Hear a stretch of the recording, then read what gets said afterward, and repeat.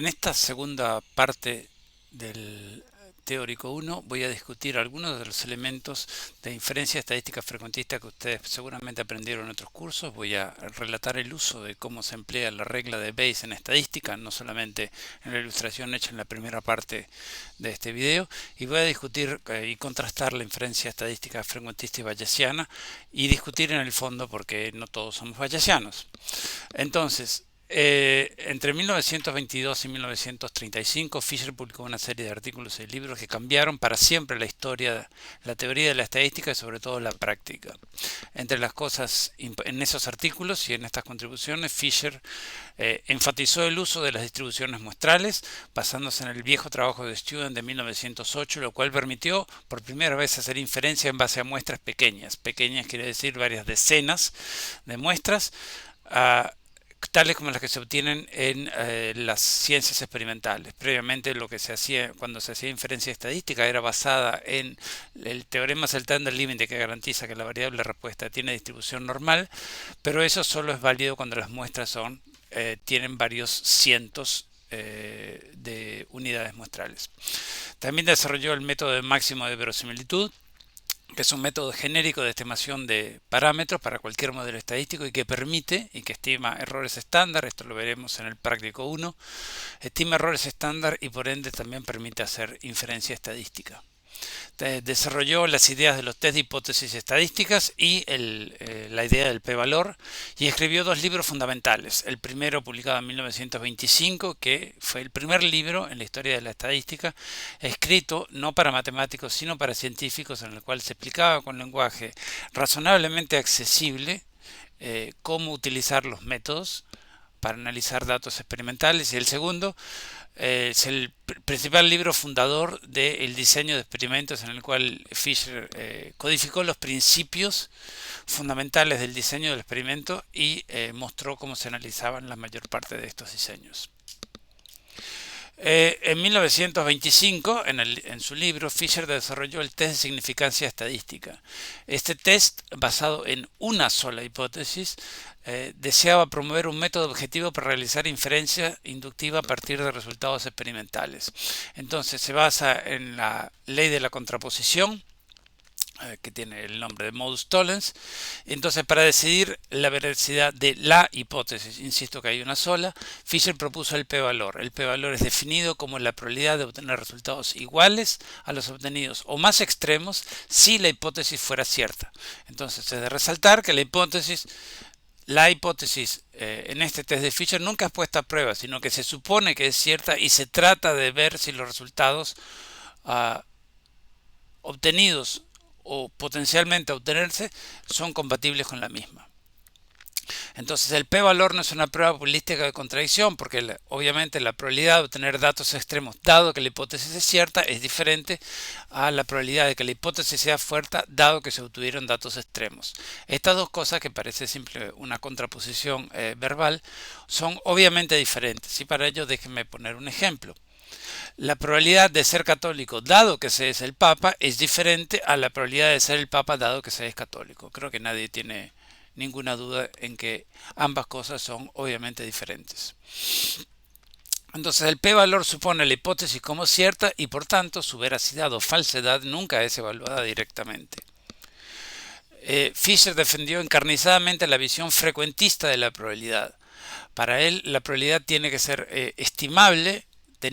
estimable a partir de datos u observaciones experimentales, y los datos en la visión de Fisher eran una realización posible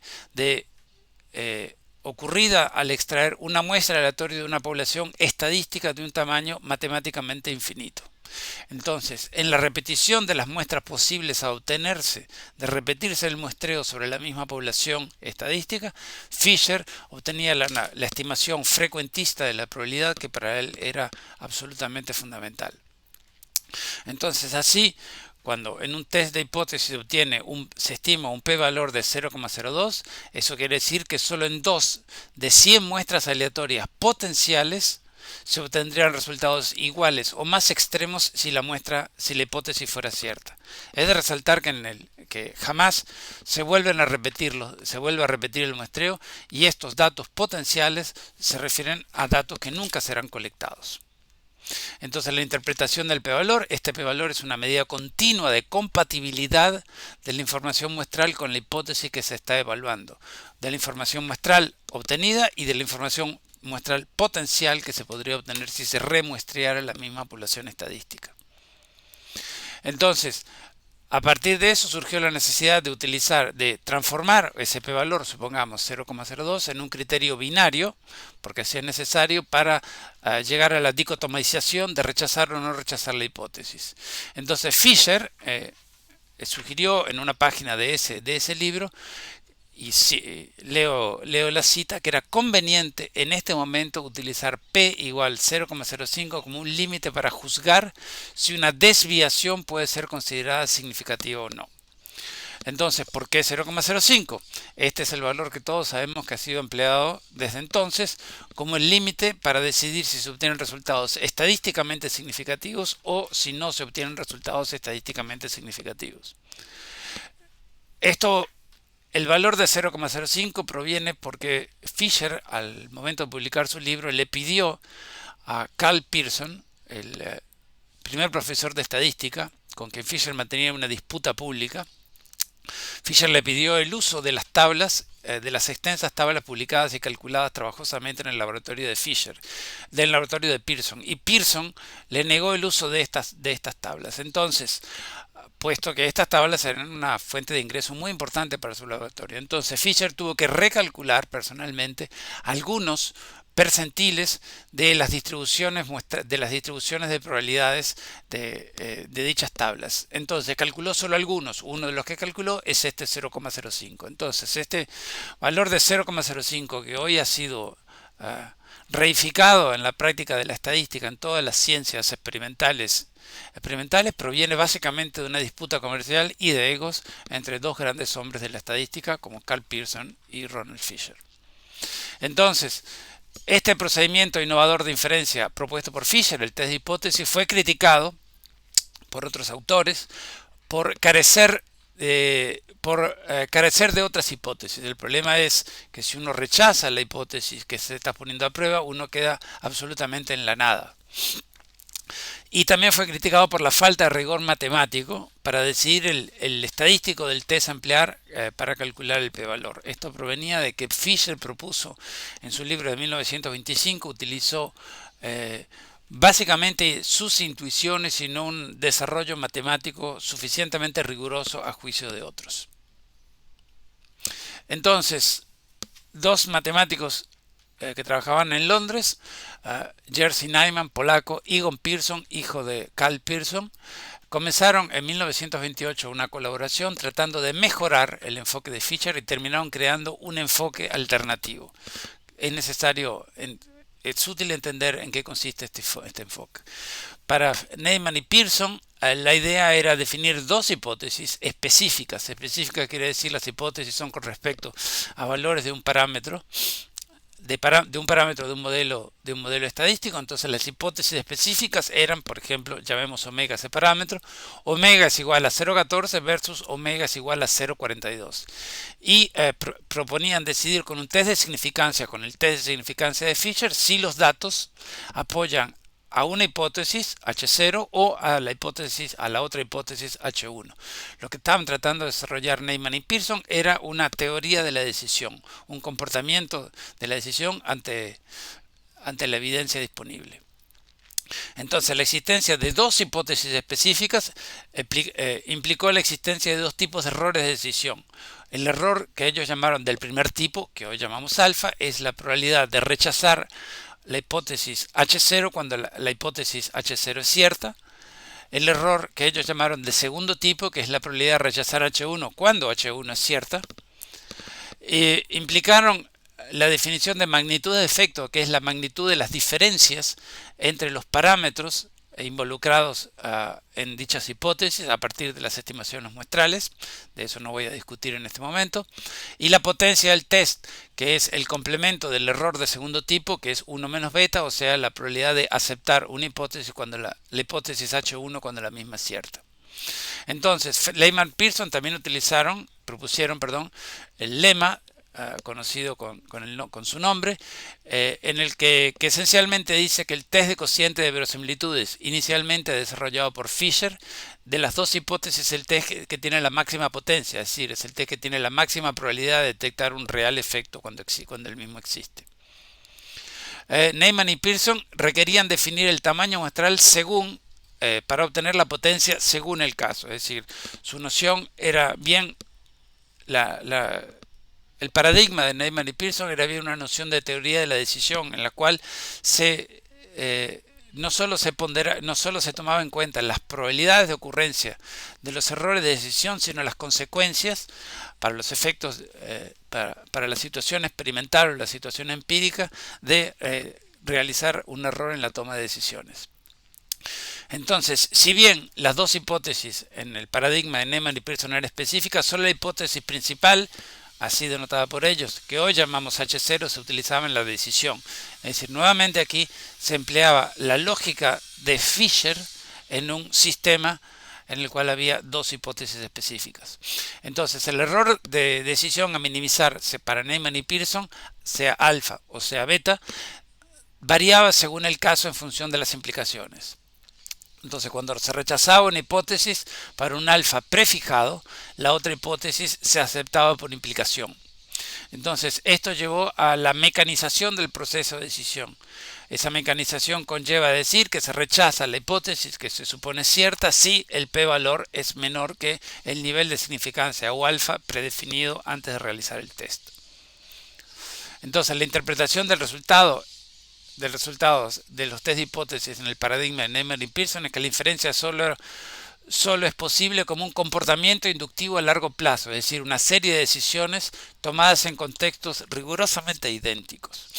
Fisher criticó las ideas de Neyman y Pearson porque la realización de decisiones repetidas en contextos idénticos era seguramente apropiado en un contexto de control de calidad en situaciones de fábrica, pero no en los experimentos científicos donde jamás hay condiciones idénticas de repetición. Entonces, la formulación de las dos hipótesis y las diferencias de interpretación entre ambos autores, esencialmente entre Neyman y Fisher, desató una polémica que solo terminó cuando Fisher murió. He aquí un artículo publicado por Neyman al respecto, las bodas de plata de mi disputa con Fisher. Y las cosas que se decían uno a otro en diferentes publicaciones hicieron absolutamente imposible llegar a ningún acuerdo o a ninguna síntesis entre ambos marcos teóricos. Entonces Fisher y Neyman estaban solo de acuerdo en dos aspectos. El primero es que los bayesianos estaban equivocados porque los bayesianos, lo que hoy llamamos bayesianos, proponían una interpretación epistémica y no aleatoria de la probabilidad basada en las frecuencias como ellos creían únicamente posible. Y segundo, que el enfoque del otro, es decir, Fisher pensaba el de Neyman y Neyman el de Fisher, era totalmente inaceptable. En la posguerra, los diferentes libros de texto publicados en psicología y sobre todo en agronomía hicieron una síntesis impersonal de los enfoques de Fisher y Neyman-Pearson. Este algoritmo híbrido pretendidamente objetivo se basa en la posibilidad de obtener muestras potenciales de una población estadística esencialmente finita o en repeticiones idénticas del mismo experimento. Y este algoritmo híbrido, enseñado como si fuera una síntesis en la cual los dos autores estuvieron de acuerdo, o los dos grupos de autores estuvieron de acuerdo, consiste en lo siguiente. Primero, definir dos hipótesis mutuamente excluyentes, en la cual solamente la hipótesis nula denota ningún efecto, y es la única hipótesis específica. La hipótesis alternativa se representa como una desigualdad, o sea, que un parámetro es mayor o menor o diferente de algo. Se supone la hipótesis H0 cierta y se calcula un test estadístico, luego se compara el estadístico t con un cuantil c de una función de distribución de probabilidades, suponiendo h0 cierta para un cierto nivel de significancia, típicamente el 0,05 sugerido por Fisher, y si el valor fuera más extremo se rechaza la hipótesis nula y se acepta tentativamente la hipótesis alternativa. Eso es exactamente lo que nosotros hemos aprendido en los cursos de estadística previos. Y esto ha dado lugar al uso mecánico, objetivo, impersonal e irreflexivo de la estadística. Es decir, esto ha hecho posible la implementación de test estadísticos como si fueran realizados por una máquina. Entonces hay ríos de tintas y miles de páginas escritas acerca de los errores, inconsistencias, de las interpretaciones de la inferencia frecuentista y las diferencias entre Fisher y Neyman-Pearson desde 1930. Lo que nosotros obtenemos en estadística frecuentista es la probabilidad de obtener datos como los obtenidos o más extremos, se refiere a datos potenciales si la hipótesis fuera cierta. De hecho, no evaluamos, repito, si esta hipótesis es cierta. La suponemos cierta y tratamos de ver la compatibilidad de los datos actuales u otros potenciales con dicha hipótesis. Lo que nosotros realmente quisiéramos, que es lo que se obtiene en estadística bayesiana, es la probabilidad de rechazar la hipótesis dado los datos. Los datos ya ocurrieron y eso es lo único que vamos a emplear para rechazar eventualmente la hipótesis. Entonces, la simplificación del manual de cómo proceder ha sido irresistible desde 1950. Entonces, la regla de Bayes en estadística hace varias diapositivas. Ilustré esta, y en particular en el primer video de estas series, ilustré el uso del teorema de Bayes a la hora de interpretar un test clínico, el test del antígeno prostático, que si recuerdan era se hacía en base a esta ecuación, que es el teorema de Bayes. Entonces, más generalmente, la probabilidad de cada observación se calcula con una función de densidad de probabilidades. Entonces, supongamos, para poner un ejemplo, que los datos son de conteos y que estos conteos son modelados con la distribución Poisson, que tiene como parámetro su media mu sub i. Entonces, las inferencias y las hipótesis se refieren al valor del parámetro que en el modelo Poisson permite entonces predecir todos los valores esperados de la variable de respuesta si la hipótesis fuera efectivamente cierta y el parámetro tuviera ese valor. Entonces, en consecuencia, la ecuación anterior se transforma en esto. Esta es la probabilidad de obtener una gama de valores del parámetro mu sub i del proceso Poisson, dado los datos. Esto se obtiene en el lado izquierdo de la igualdad y en el lado derecho, en el otro extremo, esto es la probabilidad de que el parámetro de la distribución Poisson tenga ciertos valores. Esto es lo que se va a llamar distribución previa. Entonces vamos a entender los componentes de esta ecuación fundamental. Entonces esta es, repito, es la probabilidad de obtener cada valor de mu sub i dado los datos observados. Esto es lo que se va a llamar en estadística bayesiana la distribución posterior y es el resultado de nuestro análisis. Esto consiste en la probabilidad de cada valor de mu sub i antes de haber obtenido los datos observados. Esto es lo que conocemos del problema, lo que conocemos del valor de ese parámetro antes de haber examinado los datos. El mundo no comienza de nuevo en estadística bayesiana. El mundo no comienza de nuevo cuando nosotros tomamos los datos y los analizamos. Hay conocimiento previo y este conocimiento previo debe ser incorporado a la hora de hacer análisis. Esto es lo que se llama la distribución previa. El denominador que se encuentra aquí es la probabilidad de obtener todos los datos considerando todos los valores posibles de mu sub i. Eso voy a argumentar y explicar en un video ulterior que no es necesario de ser calculado. Y el último componente es la probabilidad de obtener los datos dado un valor del parámetro mu sub i. Esto es lo que llamamos la verosimilitud y esto es lo que fue obtenido por Fisher en otro contexto. Entonces, esta ecuación fundamental, hay dos observaciones claves. La verosimilitud se refiere al valor de mu sub i que más probablemente podría haber generado los datos observados. Esto será explicado más tarde en otro video. Este método también, decía, fue creado por Fisher y se emplea, es la base de la estimación de parámetros en estadística frecuentista. Entonces, para resolver este problema, repito, el denominador de esta ecuación no es importante, ya que básicamente este denominador lo que hace es una estandarización, y de ignorarlo simplemente lo que estaríamos calculando aquí es una especie de verosimilitud relativa que alcanza a la hora de hacer inferencias. Entonces, de, de querer estimar este denominador, entonces tendríamos que calcular la siguiente integral, y esta integral es una suma infinitesimal dado los valores para muchísimos valores del parámetro. Mu es igual a 0,01, 0,02, 0,03 y así sucesivamente. Entonces, aquí tenemos la distribución posterior, la verosimilitud y la distribución previa, que corresponden a cómo la información contenida en los datos modifica la evidencia previa y obtiene la evidencia actual después de haber analizado los datos, dados los datos. Entonces, la regla de Bayes puede considerarse como un procesador progresivo de información, ya que si los datos no contienen ninguna información diferente a la evidencia previa que habíamos codificado como esta distribución, la distribución posterior será igual a la distribución previa. Pero si los datos contienen información, entonces mi distribución previa va a ser modificada y se obtendrá una distribución posterior diferente, que podrá entrar de nuevo en este proceso como en la distribución previa para una segunda toma de datos, que modificarán esa distribución previa potencialmente y se obtendrá una nueva distribución posterior. Y este es un proceso entonces continuo, que se refiere al aprendizaje progresivo a partir de cómo los datos refinan el conocimiento acumulado hasta entonces. En estadística frecuentista lo que se hace es que se estima el valor de mu, en este caso mu del proceso Poisson, que más probablemente podría haber generado los datos observados. En estadística bayesiana se obtiene una distribución de probabilidades de valores plausibles de mu dados los datos, la información contenida en los datos entre la verosimilitud y la evidencia previa, mostrada en la distribución previa. Entonces, en estadística frecuentista lo que se pregunta es cómo los datos potenciales a ser obtenidos permiten discernir hipótesis, y en estadística, la perspectiva bayesiana, se pregunta cómo los datos actuales alteran mi visión actual del problema, codificada como la distribución previa. El uso y la representación de la distribución previa fue y es y será siempre duramente debatida.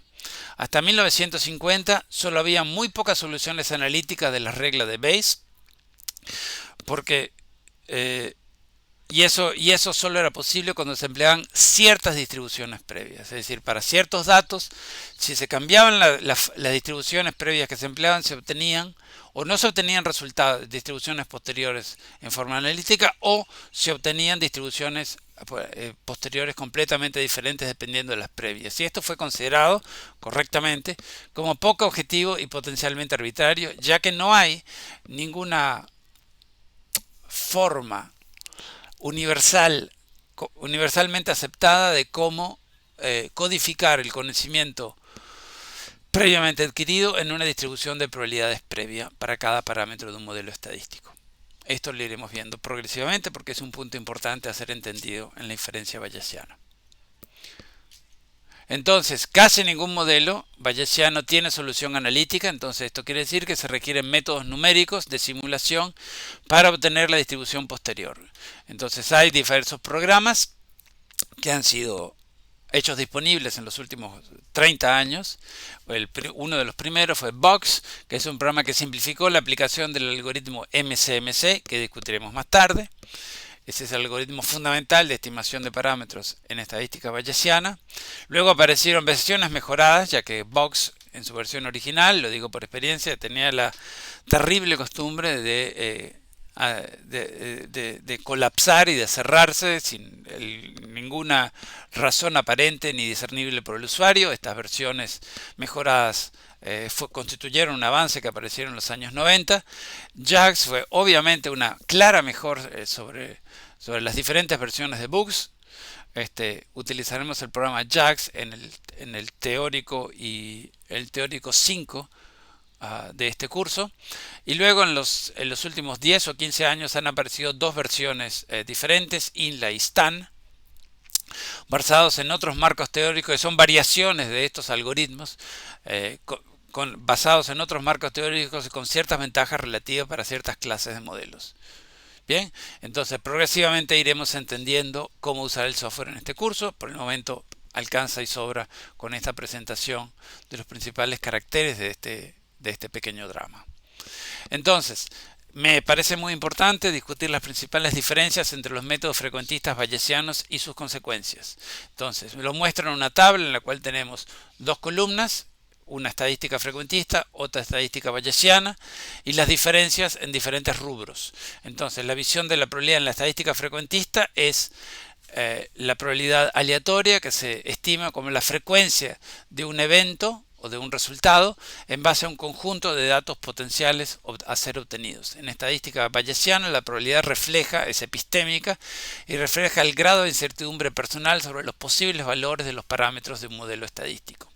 La información previa no es utilizada explícitamente en estadística frecuentista, es incorporada en forma totalmente arbitraria de discreción del usuario, y en tanto que esto es parte en estadística bayesiana, la información previa es absolutamente un componente absolutamente esencial. Se puede definir a la estadística bayesiana como un update progresivo de la información previa empleando los datos experimentales. Los parámetros de los modelos en estadística frecuentista tienen una versión un tanto platónica, en el sentido que son valores fijos, no observables y no conocibles. En estadística bayesiana los valores de los parámetros de un modelo son fijos, son inciertos, pero son estimables.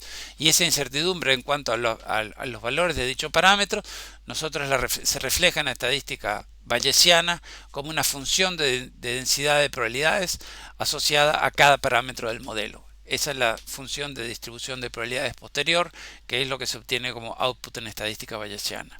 El énfasis en estadística frecuentista es la probabilidad, ya discutido, es la probabilidad de obtener datos iguales o más extremos al obtenido si una hipótesis fuera cierta, y el énfasis en la estadística bayesiana es la probabilidad de que una hipótesis sea cierta o sea falsa, dado los datos obtenidos, que es exactamente lo que en el fondo nosotros quisiéramos obtener.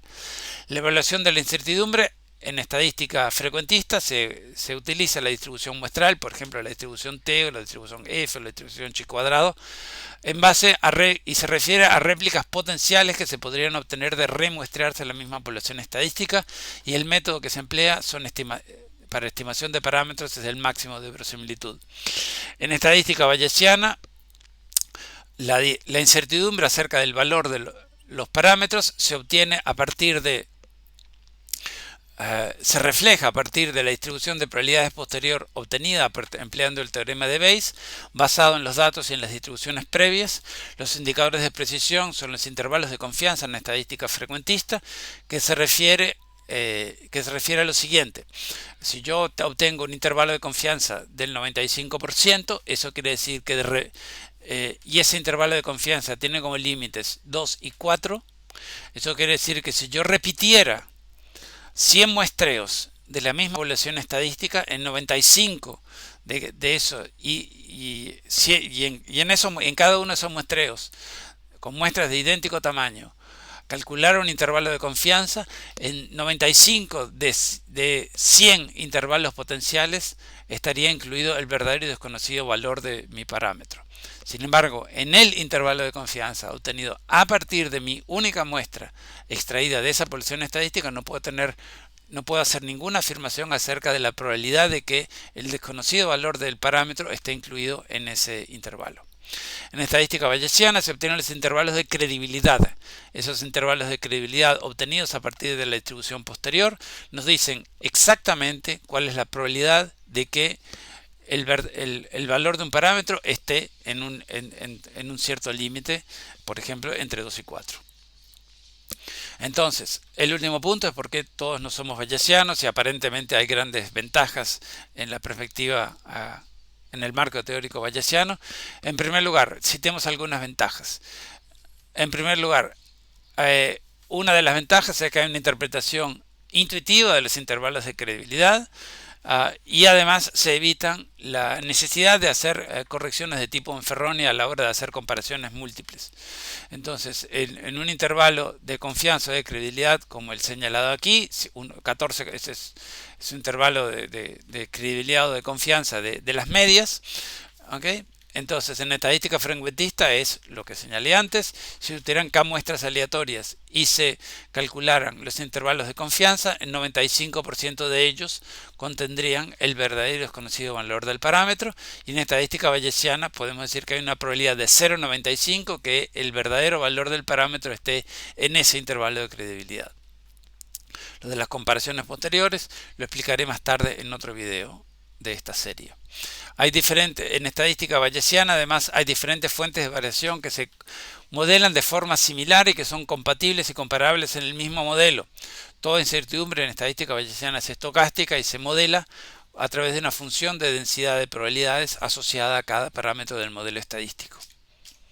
Hay un modelaje coherente y realmente simple de estimación de los datos faltantes, que se tratan simplemente como un parámetro más a estimar del modelo y podemos obtener, y eso lo ilustraremos en el teórico 5 de esta serie, como un parámetro más a estimar y obtendremos una distribución posterior de cada parámetro del modelo. Entonces, se pueden incorporar errores de medición y variables latentes. Variables latentes son variables no observadas que afectan las variables realmente observadas de manera coherente. En estadística frecuentista, en contraste, no hay una forma general ni coherente ni comparable entre modelos de estimar datos faltantes ni de incorporar errores de medición y estados latentes de variables. En estadística bayesiana se pueden incluir variaciones estocásticas y variaciones explicativas a varios niveles. Esto es bien lo que se llama modelos jerárquicos, que serán ilustrados en el teórico 4 de esta serie de videos. Y en comparación a los modelos mixtos de la estadística frecuentista son comparativamente limitados y poco generales. Entonces, algunos inconvenientes de la estadística bayesiana, uno de ellos es que requiere mayor conocimiento de matemática y de estadística. Hay que saber escribir los modelos estadísticos que uno quiere ajustar. Entonces, muchos métodos de la estadística frecuentistas han sido, como sabemos todos, reducidos a recetas simples y automatizados, a clics de mouse y usados y abusados hasta el infinito. Para formular modelos bayesianos, ustedes deben aprender a escribir los modelos estadísticos, aprender a emplear métodos como el MCMC, este algoritmo que discutiremos más tarde, e interpretar los parámetros. Por ende, el mouse finalmente descansará. Veamos un ejemplo. Supongamos que tenemos conteos, como es el ejemplo que hemos venido discutiendo. Esos conteos, nuestra variable de respuesta Y son conteos, y esos conteos lo modelamos como distribución Poisson. Esta es la verosimilitud. Y este modelo y esta distribución Poisson tiene un parámetro μ. Ese parámetro μ es función de una variable explicativa numérica, supongamos esta variable x. Entonces este GLM lo modelamos en la función de enlace, el logaritmo de la media, como una relación lineal de esta variable explicativa x, y entonces estimamos sus parámetros. Tenemos dos parámetros, beta 0 y beta 1, el intercepto y la pendiente, que relacionan la variable explicativa numérica con la media de la variable respuesta en el espacio escala de la función de enlace, y estos parámetros, beta 0 y beta 1, tienen distribuciones previas, como por ejemplo que la distribución previa del intercepto es esta y la distribución previa de la pendiente es esta. ¿Bien? Eso creo que no representa un gran salto de complejidad y debería progresivamente estar al alcance de todos. Al menos esa es mi esperanza al culminar este curso. Después, la resolución de problemas reales siempre es numérica. En estadística bayesiana virtualmente nunca hay soluciones analíticas y las simulaciones por ende jamás son exactas. Entonces hay que entender un mínimo de cómo funcionan los métodos basados en este algoritmo MCMC. Hay que evaluar la convergencia, hay que hacer suficientes simulaciones y hay que chequear. Nada que esté fuera del alcance de un usuario inteligente. Hay que analizar el efecto de las distribuciones previas. Entonces, ya que representar la información o la ignorancia previa es un aspecto delicado y discutible que se puede evaluar. Entonces, incorporar la información previa, por ejemplo, la obtenida a través de metaanálisis, implica no aprender nada sobre el pasado y pretender que el mundo comienza cada vez que yo hago un análisis. Entonces, la validación de los modelos estadísticos bayesianos es un tanto menos evidente que la de los modelos estadísticos ajustados en el paradigma frecuentista. Sin embargo, este aspecto ha sido bien desarrollado en los últimos 25 años y hay grandes cosas y muy interesantes que iremos viendo en la secuencia de estos videos. Y esto concluye la segunda parte del video del teórico 1 de este curso. Gracias.